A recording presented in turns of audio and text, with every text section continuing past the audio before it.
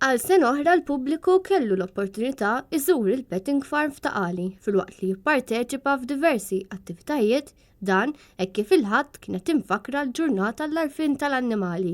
Kull min attenda din l-attività seta' jgawdi minn diversi attivitajiet għat-tfal, stands informattivi, ċans li adotta klieb uqtates mill-animal welfare, diskussjonijiet interessanti u servizzi ta' grooming.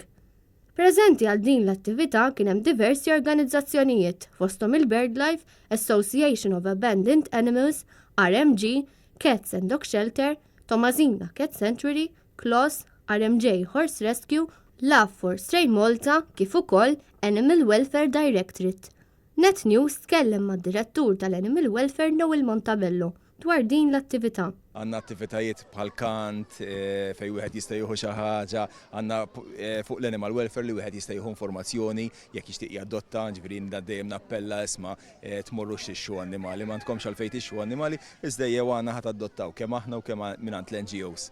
Tkellimna wkoll ma' xi nies li attendew għal din il-ġurnata. Kull sena aħna niġu għandna ħafna qalbna l-annimali, jkunu ħafna annimali, anka jkunu klieb għal adattazzjoni, nidu gost immens.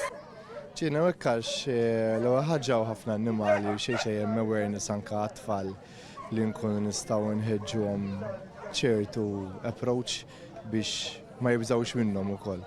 Naħseb hija attività wkoll sabiħa l-familja jiena. U ġibtaw hekk illum? Xerona Debono għal Net News.